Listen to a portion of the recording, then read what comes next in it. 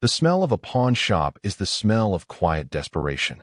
It's a mix of old dust, lemon polish used to give a temporary shine to forgotten things, and the faint, metallic scent of regret. I knew that smell intimately. For the past 6 months, it had been the backdrop to my slow, methodical shedding of a life I no longer owned. First went the laptop, then my grandfather's watch, then a collection of books I had sworn I would never part with. Now, all that was left was the guitar. Her name was Eleanor, a ridiculous, sentimental name I'd given her when I was 17 and believed my future was written in 6 strings and a minor key. She was a vintage acoustic, a Martin D. 18. Her spruce top aged to the color of warm honey. The wood was worn smooth in the places my arm had rested, my fingers had pressed.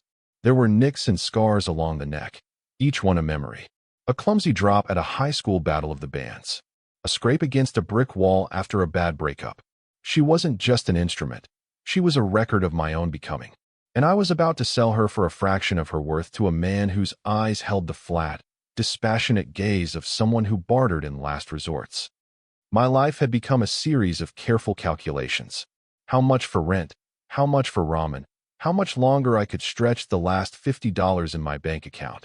I worked at dead-end job bussing tables at a diner where the tips barely covered my bus fare. It was an existence pared down to the bone, a quiet, solitary routine designed to keep my head just above water. The dreams of music, of stages and songs, had long since faded into a dull ache in my chest, a phantom limb I sometimes reached for in the dead of night. Selling Eleanor was the final amputation. I had seen him before, the man standing by the counter looking at a display of vintage microphones. Julian Vance. In a town this small, a man like him was a local legend, a ghost story told in hushed, envious tones. He was a titan of the music industry, the head of a label that had shaped the sound of a generation. He'd retired years ago, seeking refuge in a sprawling, secluded estate on the cliffs overlooking the ocean. People rarely saw him. He was a whisper, a rumor of immense wealth and influence living quietly among us. He didn't look like a billionaire, not in the flashy way you might expect. He wore a simple, dark gray sweater and well-worn jeans. He was older, maybe in his early 50s, with silver threading through his dark hair at the temples. But there was an undeniable presence about him, a stillness that drew the eye. It was in the way he stood, the relaxed set of his shoulders, the quiet confidence that needed no announcement. He moved with a kind of settled gravity, as if the world arranged itself calmly around him.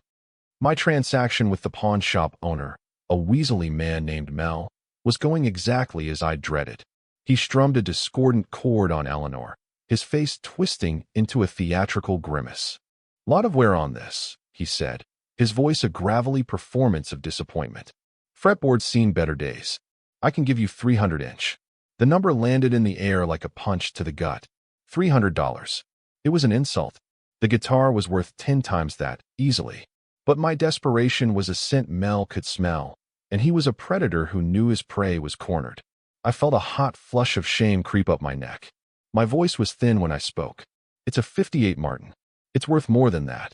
To you, maybe." Mel shrugged, already starting to turn away, the gesture a clear dismissal. "That's my offer. Take it or leave it." My throat closed up. I needed the money. My rent was due. Leaving it wasn't an option. I was about to nod, to accept the humiliating defeat, when a new voice cut through the stale air. A voice that was low and calm, yet it carried an authority that made Mel stop instantly. "He's right," Julian Vance said, turning from the microphone display. "It's worth considerably more." He walked over, his steps measured and silent. He didn't look at Mel. His eyes, a deep, assessing shade of blue, were on the guitar. He nodded toward it, a silent request. I found myself pushing Eleanor across the counter toward him before I'd even consciously decided to. He picked her up with a reverence that made my breath catch. His hands were large but graceful, his fingers long and sure as they moved over the wood.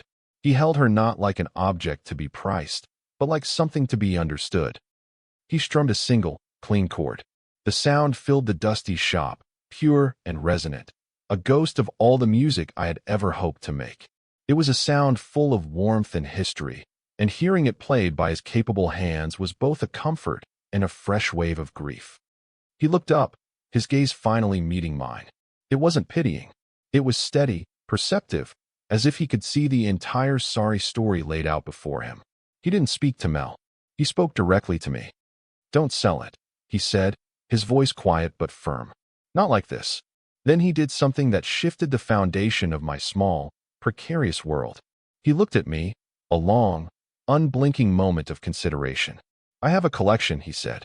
"Vintage instruments, recording equipment, master tapes. It's a mess. I need someone to catalog it. Someone who knows what they're looking at." He paused, his eyes flicking down to the guitar in his hands and then back to my face.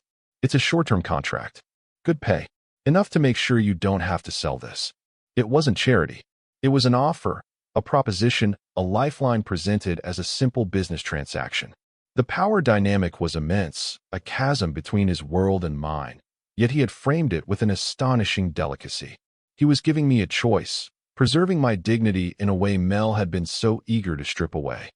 I stood there, speechless. The air crackled with the unspoken. Mel watched, his mouth slightly agape, the scent of his easy profit evaporating before his eyes. "My name is Julian Vance," he said, as if I didn't know. He offered a hand over the counter.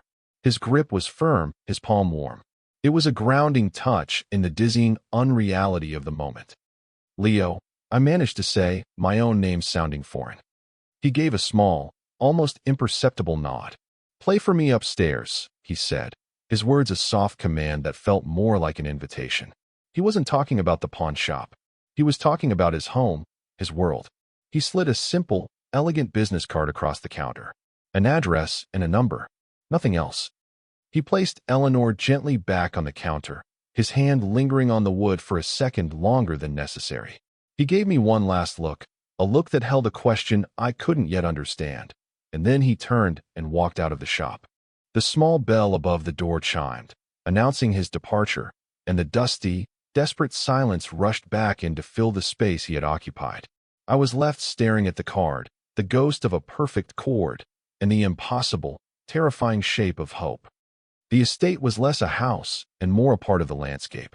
It was set back from the road, hidden by a dense grove of cypress trees, and built from dark wood and wide panes of glass that seemed to pull the ocean and the sky right into the structure. It wasn't ostentatious. It was quiet, solid, and seamless, a place designed for privacy and peace. As I drove my sputtering old car up the long, winding driveway, I felt like an intruder, a stray dog wandering onto the grounds of a private sanctuary. Julian met me at the door himself. He was dressed much as he had been in the pawn shop, in a soft, dark shirt and jeans. He offered a small, welcoming smile that didn't quite reach his eyes. His eyes were watchful, still assessing.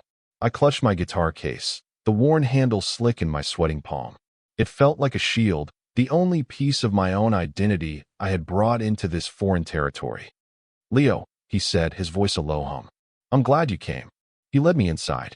The interior was an extension of the exterior. Clean lines, natural materials, and an overwhelming sense of calm.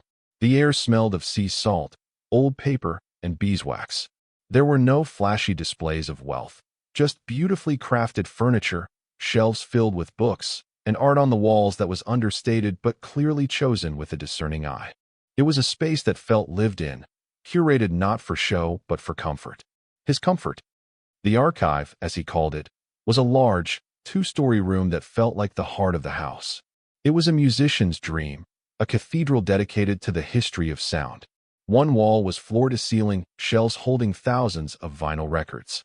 Another was lined with guitars, dozens of them, hanging like dormant works of art. There were vintage amplifiers, keyboards, and in the center of the room, a massive, gleaming mixing console that looked like the control panel of a spaceship from a bygone era. Boxes of unspooled master tapes sat stacked in tidy piles, waiting. He walked me through the space, his movements filled with a quiet reverence. He spoke about the collection not with the arrogance of a collector, but with the passion of a historian.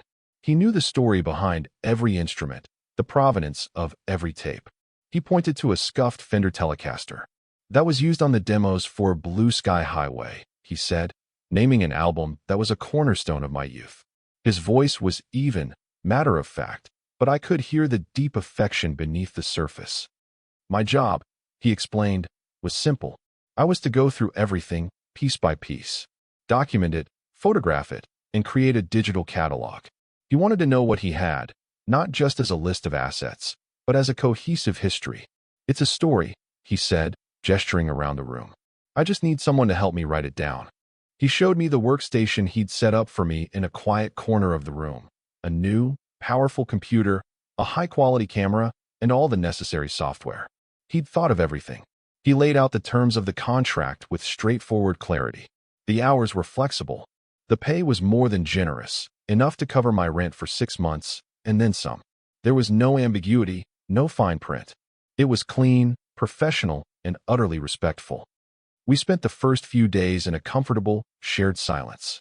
I would arrive in the morning, and he would already be there, sitting in a worn leather armchair with a cup of coffee, listening to an old record. He would nod a greeting, a quiet, "Good morning, Leo," and then leave me to my work. He was present, but not intrusive. He would work on his own things at a large wooden desk on the other side of the room, making quiet phone calls, reading through documents. I became a student of his stillness. I watched him when he thought I wasn't looking. I watched the way he would close his eyes when a particularly beautiful passage of music played, his face softening in a way that erased years. I saw the focus in his brow when he was reading, the slight, thoughtful frown that would appear.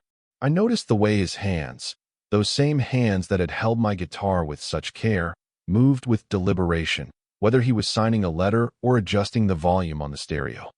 He was a man who inhabited his own space with a profound sense of peace.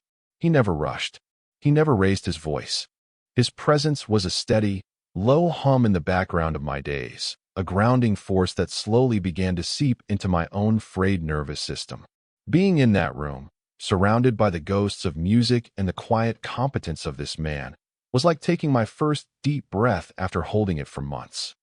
I started with the guitars. Each one I took down from the wall felt like a sacred object. I would run my hands over the wood, feel the weight of it, imagine the hands that had played it before. I photographed every angle, every scratch, every detail. I wrote down serial numbers, noted modifications, researched their history. I poured all my focus into the task, grateful for the methodical work, for the way it occupied my mind and my hands.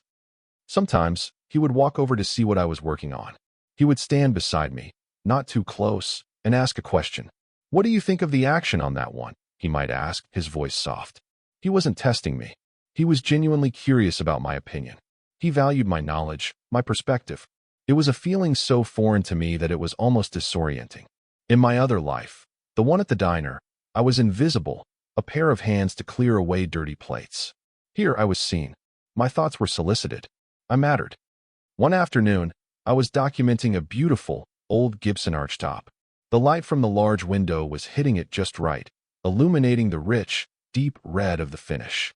I was lost in the work, my focus narrowed to the camera's viewfinder. "It has a beautiful voice," Julian said from behind me. I startled, not having heard him approach. "Sorry," he said, a hint of apology in his tone. "I didn't mean to sneak up on you." "It's fine," I said, my heart still beating a little too fast. I was just lost in it. He nodded, his eyes on the guitar. "It happens," he paused, a thoughtful silence stretching between us.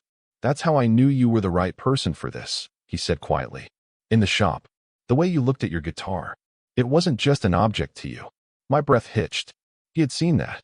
He had seen the grief, the history, the love I held for that piece of wood and wire. He had looked at my desperation and seen not a weakness to be exploited, but a depth of feeling to be respected. I didn't know what to say. The air between us was suddenly charged with a significance that went far beyond an employer and his contractor. I felt the weight of his gaze, the quiet intensity of his observation. It wasn't a weight that crushed, it was a weight that anchored. It made me feel real. He seemed to sense my confusion, the sudden tightening in my chest. He gave a small, almost sad smile. "The story is important, Leo," he said, his gaze sweeping around the room. "All of it." Then he turned and walked back to his desk, leaving me with the beautiful Gibson, the golden afternoon light, and the dizzying realization that this was never just about cataloging a collection. It was about something else entirely. As days turned into weeks, a quiet rhythm established itself. It was a rhythm of work and silence, punctuated by small moments of connection that felt increasingly significant. I learned the sound of his footsteps on the hardwood floor, the soft click of his favorite pen, the low murmur of his voice on the phone. These ambient sounds became the soundtrack to my days, a comforting, predictable score that soothed the ragged edges of my anxiety. I began to analyze his every gesture, searching for meaning in the spaces between his words. I was a detective of micro-expressions, a scholar of his quietude. When he would bring me a cup of coffee in the morning, he learned after the first week that I took it black. He would place it on my desk without a word, but his fingers would linger on the ceramic for a half-second. I would replay that half-second in my mind, dissecting it. Was it just a simple, kind gesture? Or was it something more? A tentative reach across the divide that separated us. He had a habit of listening to music with his eyes closed, one hand resting on the arm of his chair, his fingers tapping out a silent rhythm. Sometimes, when a song ended, he would open his eyes and they would land on me, and for a moment, his guard would be down. In those unguarded moments, I saw a flicker of something I couldn't name. A loneliness, perhaps, a yearning that mirrored my own. Then the mask of calm composure would slide back into place, and he would offer a small, polite smile, and the moment would be gone. But I collected these moments like precious artifacts, storing them away, turning them over and over in my mind. The first time we touched, it was an accident. Or at least, I told myself it was. He was showing me a box of rare 7-inch vinyl singles, and he was handing one to me. It was a first pressing of a song that had changed my life when I was a teenager. As I reached for it, my fingers brushed against his. A simple, fleeting contact.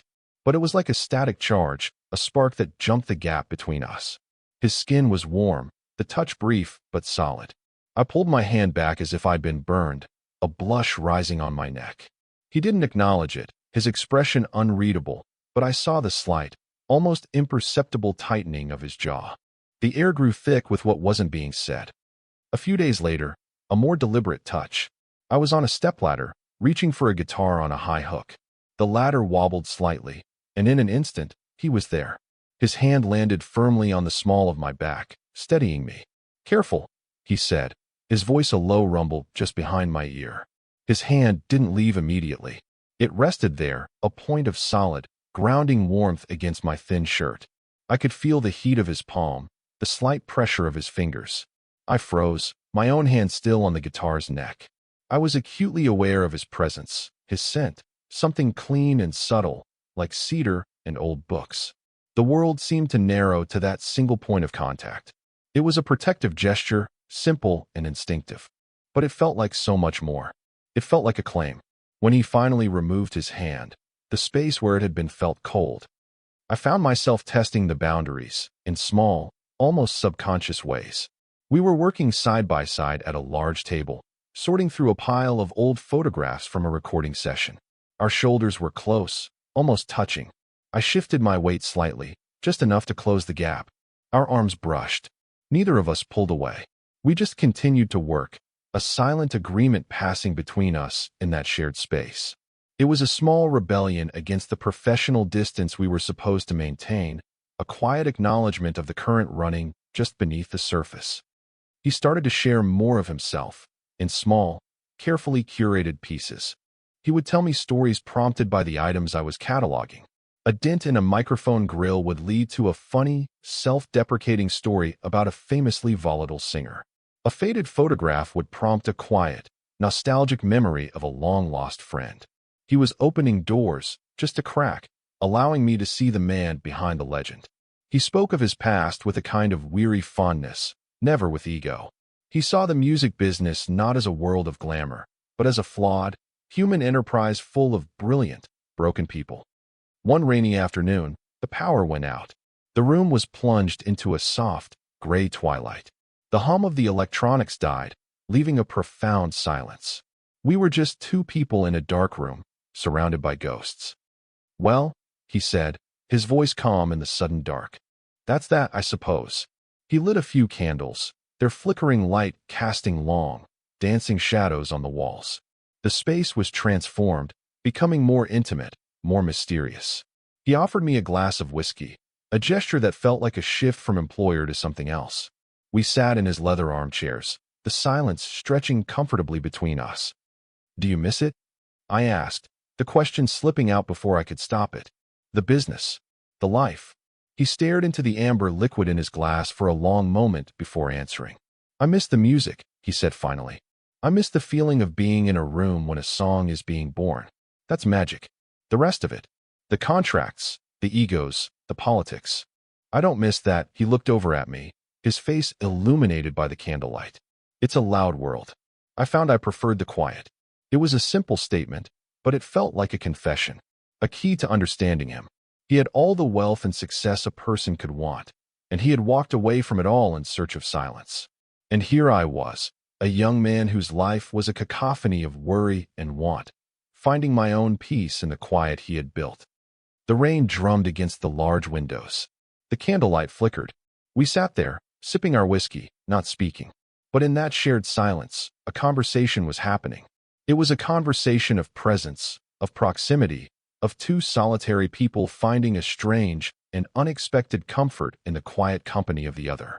The line between us was blurring, the carefully constructed roles of employer and employee dissolving into something more elemental, more human. And it was both terrifying and exhilarating. The turning point came in the form of a vintage mixing console, a behemoth of wood and metal that had to be moved from one side of the archive to the other. It was too heavy for one person, and too delicate to risk hiring movers who didn't understand its value. Julian looked at it, then at me. "I think," he said with a wry smile, "this is a two-man job." For the next hour, we became a team. We weren't a billionaire and his assistant. We were just two men, working together. "On three," he would say, his voice calm and steady. "Lift with your legs." We grunted and strained, our movements synchronized. I was acutely aware of him, of his physical presence beside me, the scent of his skin, the flex of muscle in his arm, the quiet words of encouragement. We were in it together, equals in a purely physical task. When we finally had the console in place, we were both sweating and breathing heavily. We stood back, looking at our work, a shared sense of accomplishment settling between us. "I think we've earned a break," he said, wiping his brow with the back of his hand. "Come on, I'll make us some lunch." His kitchen was as understated and elegant as the rest of the house, but it was clearly a space that was used. There were fresh herbs growing in pots on the windowsill, a well-worn wooden cutting board on the counter, a collection of mismatched coffee mugs. He moved around the space with an easy, familiar grace, pulling vegetables from the refrigerator, chopping them with a practiced efficiency. I sat at the large wooden island, feeling strangely out of place and yet completely at ease. Watching him make sandwiches, this powerful, enigmatic man, was a profoundly domestic and disarming experience. He wasn't Julian Vance, industry mogul. He was just Julian, making lunch. He placed a plate in front of me. The sandwich was simple, turkey and avocado on thick, fresh bread, but it was the best thing I had tasted in months. We ate in a comfortable silence for a few minutes, the only sounds the clinking of our glasses and the distant cry of a gull. "Tell me about your music," he said, his tone casual, but his eyes were serious. It wasn't a demand.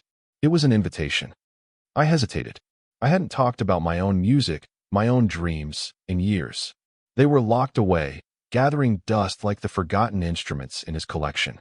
To speak of them felt like admitting to a great and painful failure. He must have seen the conflict in my face. "It's all right if you'd rather not," he said gently.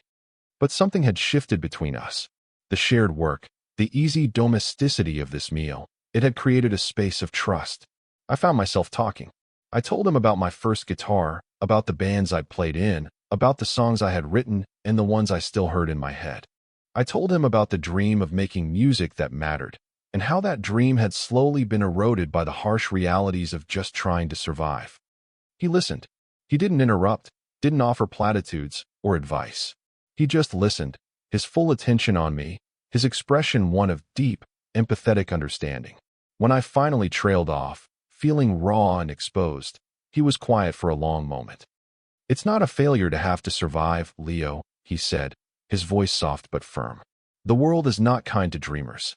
That doesn't make the dreams any less valid. His words were a balm on a wound I didn't even know was still open.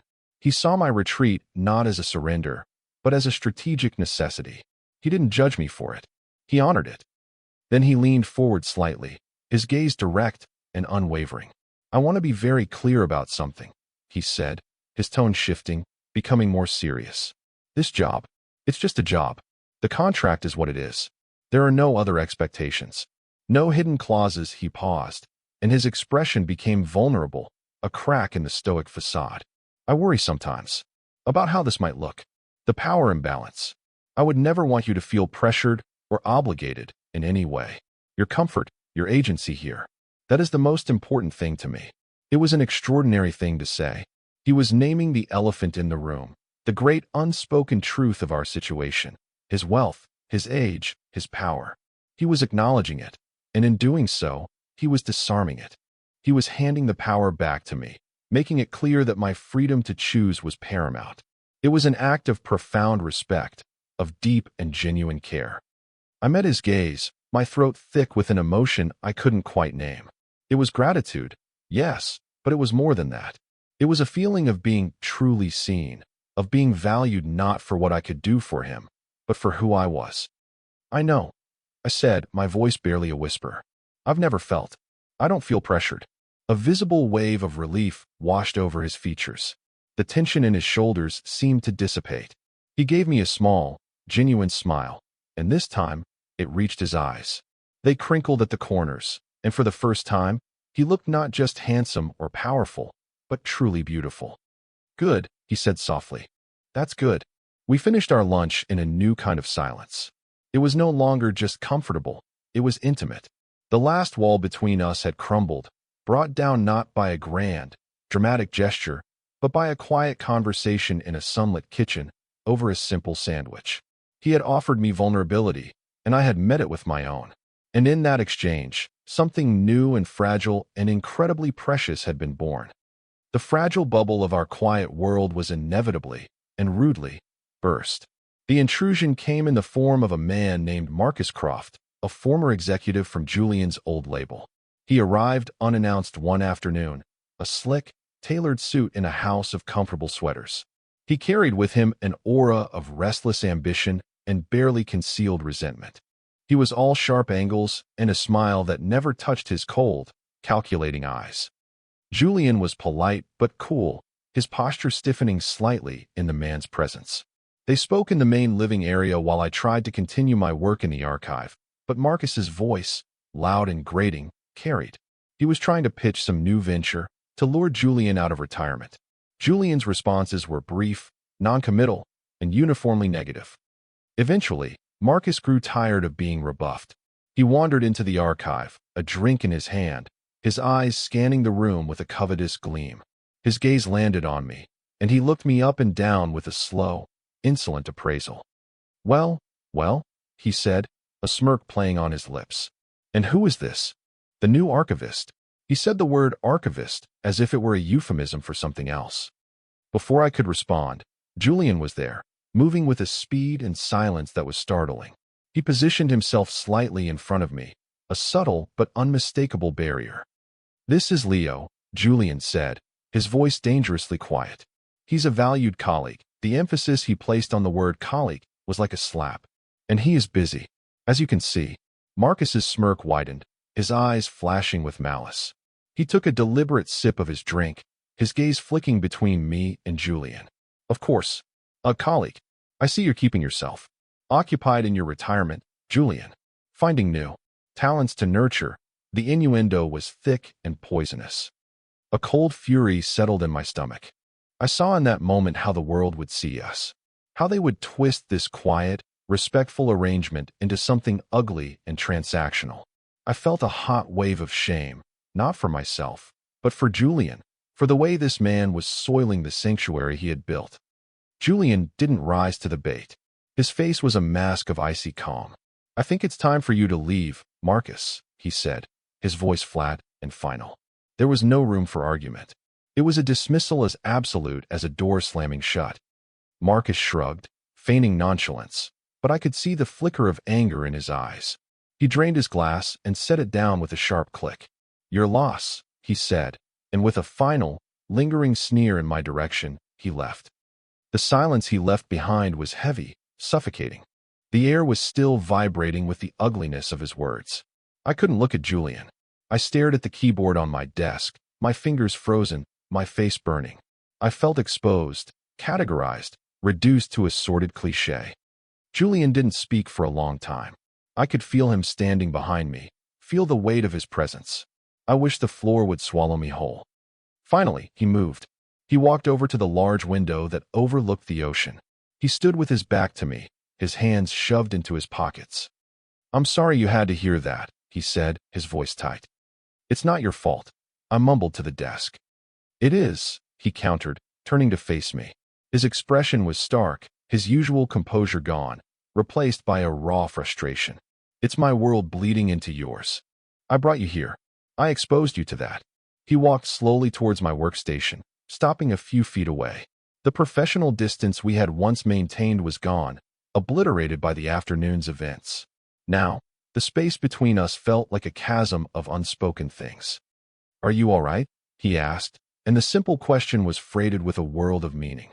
It wasn't just about Marcus's comments. It was about us, about everything. I finally lifted my head and met his eyes. I saw the anger in them, but it wasn't directed at me. It was directed at Marcus, at a world that couldn't comprehend a connection that didn't fit into its neat, cynical boxes. And beneath the anger, I saw something else. I saw fear. Fear that Marcus's poison had worked. Fear that I would believe him. "What that man thought," Julian said, his voice low and intense. "What he chose to imply. It doesn't matter. It means nothing." He took a step closer, his gaze searching mine. "But what you think. That matters a great deal to me, Leo." This was it. This was the moment.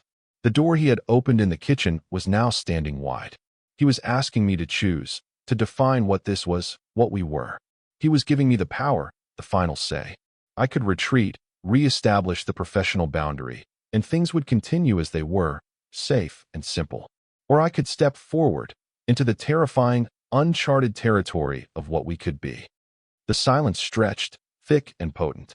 The only sound was the distant crash of waves against the cliffs. I thought of the man in the pawn shop, the quiet dignity he had offered me. I thought of the way he listened to music, the care in his hands, the vulnerability in his eyes. I thought of his quiet, steady presence that had become the anchor of my life. The world could think what it wanted. I knew what was real. I stood up. I now know this is a decisive action, a choice made in the flesh before the words can form. My body moves, closing the small distance that remains between us. I am standing before him, close enough to feel the warmth radiating from his body, close enough to see the deep blue of his eyes, the flecks of silver and gray. The air is electric, a live wire humming between us. The entire world has contracted to this single, breathless point in time. "It matters to me, too," I said, my voice steadier than I expected. "What you think." The words hung in the air, a simple truth that changed everything. And in that moment, I found the courage to say what had been living in my chest, unspoken, for weeks. "I think," I began, my heart hammering against my ribs. "I feel more than just gratitude for this job, Julian." I watched his face as I spoke. I saw the tension in his jaw, the apprehension in his eyes. But as my words landed, I saw it all melt away. It wasn't surprise that bloomed on his face. It was relief. A profound, soul-deep relief that softened every line, that warmed his gaze until the blue of his eyes seemed to glow. A slow breath escaped his lips, a breath he looked like he'd been holding for a very long time. "I have been hoping you did," he said, his voice husky with emotion. For a long time, he took my hand, his fingers lacing through mine. His touch was no longer accidental or fleeting. It was deliberate, a firm and certain connection. "Leo, I was afraid of pressuring you.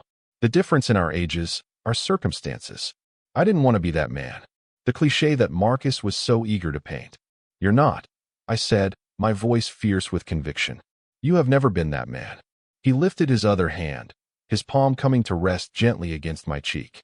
His thumb stroked my skin, a gesture of such incredible tenderness that it made my knees feel weak.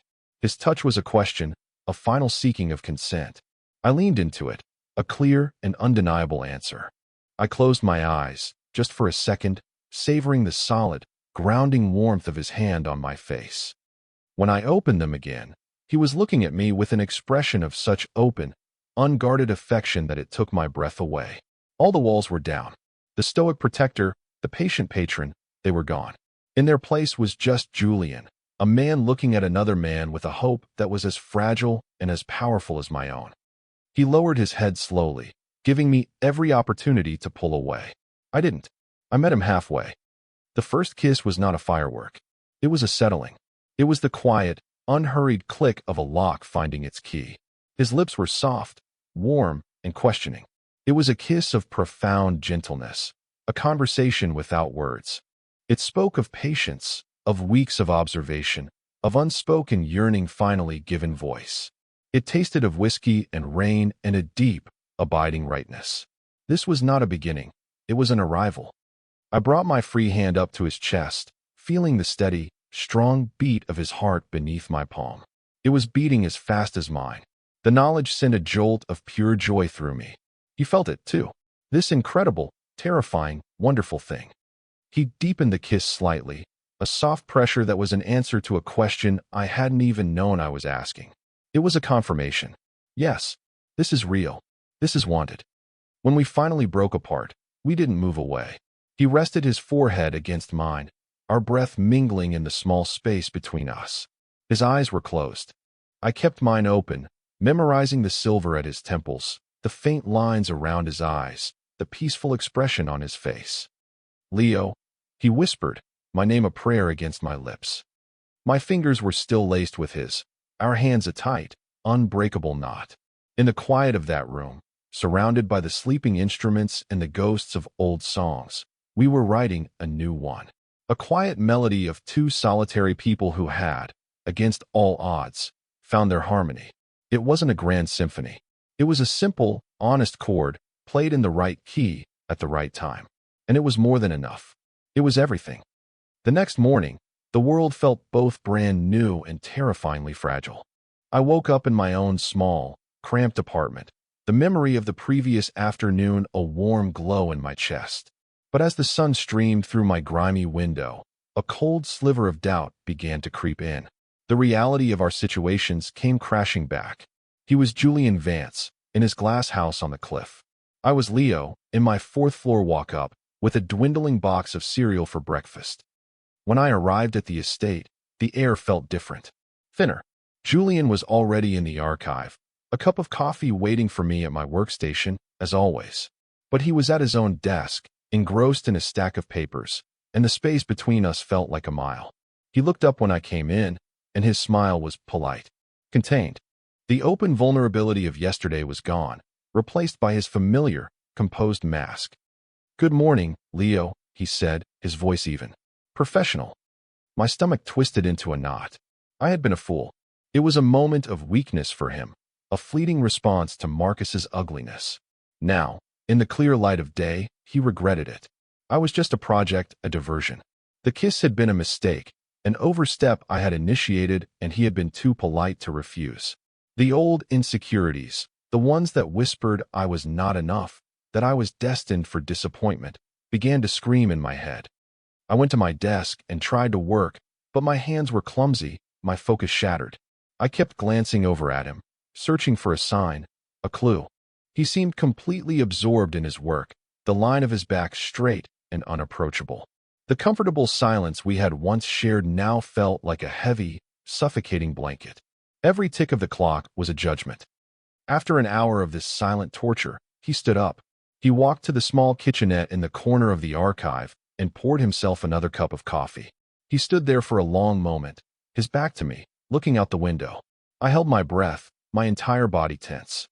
Then he turned, a fresh mug in his hand, and walked over to my desk. He set it down beside me. He didn't retreat. He leaned against the edge of the desk, crossing his arms, and looked at me. His expression was no longer guarded. It was searching and laced with a gentle concern. "You're quiet today," he said softly. I couldn't meet his eyes. I stared at the wood grain of the desk. "Just tired," I lied. He was silent for a moment. Then, "Leo, look at me." I forced myself to lift my head. He was watching me with that same perceptive gaze he'd had in the pawn shop, the one that saw right through me. Yesterday was real for me, he said, his voice low and firm, leaving no room for doubt. I hope it was for you, he paused, letting the words sink in. But I also understand that things might feel complicated this morning, and I want you to know that nothing has to change about our arrangement here unless you want it to. Your independence is not negotiable. He was giving me an out. But it wasn't the out I had feared, the polite dismissal. It was an out born of respect. He was acknowledging my fear, my insecurity, and meeting it with reassurance. He was telling me, once again, that my agency was his priority. I was just thinking, he continued, his tone thoughtful, that maybe it would be good for us to have some space today. I can work from my office upstairs. You can have the archive to yourself. Just to let the dust settle. No pressure. It was the exact opposite of what I had expected. I had expected him to pull away, to erect a wall. Instead, he was offering me space as a gift, an act of profound care. He wasn't running from the complication. He was giving us both room to breathe within it. He reached out and placed his hand on my arm, his fingers warm and firm over my sleeve. It was a simple, grounding touch. A reassurance. We're okay, Leo, he said, and I finally believed him. The knot in my stomach loosened. I managed a small, wobbly smile. Okay, I whispered. He gave my arm a gentle squeeze before letting go. I'll see you at the end of the day, he said, and then he left, his footsteps receding up the stairs. I sat there for a long time, staring at the coffee he'd brought me. The archive was silent again, but it was a different kind of silence now. It was a silence filled not with tension, but with the quiet, steady presence of his care. He hadn't pulled away. He had leaned in, listened to my unspoken fear, and given me exactly what I needed. Later that week, he announced we needed to go into town. A specialty shop had a specific type of archival safe material I needed for storing the master tapes. The thought of being out in the world with him, of being seen, sent a fresh jolt of anxiety through me. The memory of Marcus Croft's sneer was still fresh. The town was small, the kind of place where everyone knew everyone else's business. As we walked down the main street, I felt the weight of curious glances. I saw whispers behind hands, the quick, assessing looks that tried to puzzle out the nature of our relationship. The older, wealthy recluse and the young, quiet man who worked for him. It was a story they were all too eager to write for themselves. I felt myself shrinking, my shoulders hunching, my gaze dropping to the pavement. I wanted to put a football field of distance between us, to erase the speculation in their eyes. Julian must have felt my retreat. As we approached the shop, he slowed his pace to match mine. He didn't say anything. He just reached over and gently, casually, placed his hand on the small of my back. It wasn't a possessive gesture. It wasn't a grand declaration. It was a quiet act of solidarity. A silent message that said, I am here. We are together. Let them look. The warmth of his hand was a shield, a steadying presence against the tide of gossip. It grounded me, pulling me out of my head and back into the moment. I took a deep breath and straightened my shoulders. I met the gaze of a woman staring at us from across the street, and instead of flinching, I held it. Julian's hand was still on my back, a silent, unwavering support. We walked into the shop together, a united front. We weren't hiding. We weren't ashamed. We were just two men living our lives. And in that small, public moment, I felt the last of my fear give way to a quiet, resolute strength. We could navigate this together. That evening, back in the quiet sanctuary of the archive, we finally talked. Not about Marcus or the stairs in town, but about the future. About what this, between us, actually was. We sat in the two leather armchairs, a respectful distance between us, as if to prove that the conversation was one of equals. I want to proceed with honesty, Leo, he began, his voice serious. And with care. For both our sakes. He laid out his thoughts with the same clarity he'd used to define my contract. He made it clear that my job was secure for its full duration, and that what was happening between us would have no bearing on that. He said that when the contract was over, he wanted to help me get back on my feet, to find a path back to my own music, not as a patron, but as a friend and a mentor, if I would let him. He wanted to remove any hint of dependency, to ensure that I was with him by choice, and choice alone. I'm 49, Leo, he said, his gaze unwavering. I've lived a great deal of my life already. You're 25. Yours is just beginning. The last thing I would ever want is to be a cage, no matter how gilded. It was all the things I had been afraid of, all the worries I hadn't dared to voice, laid out on the table and addressed with candor and respect. He wasn't dismissing the age gap or the wealth difference.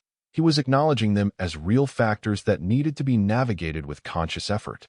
"What do you want?" he asked, turning the conversation over to me. I thought for a moment, letting the weight of his honesty settle.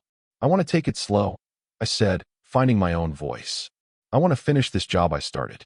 And I want this, whatever this is. I don't want to hide it, but I don't want to define it just yet, either. I just want to let it be." He nodded, a slow, understanding smile spreading across his face. "Let it be," he repeated softly. "I can do that." We established a few simple boundaries. Work was work. After 6 o'clock, the archive became just a room in the house, and we were just Julian and Leo. It was a practical, grounded plan, a conscious choice to build something real and sustainable, free from the pressures of expectation or obligation. It was a partnership. A few weeks later, I was staying over. It had become a natural, unforced progression. Some nights, after work, it simply felt easier to stay than to drive back to my lonely apartment. Julian's house, once so imposing, had started to feel like home. I woke early, before the sun. The house was still and quiet. I slipped out of the warm bed, careful not to wake Julian, and found my guitar, Eleanor, which now had a permanent, honored place in the corner of his living room. I took her out onto the wide deck that overlooked the ocean. The air was cool and damp with sea mist. The sky was just beginning to blush with the first hints of dawn.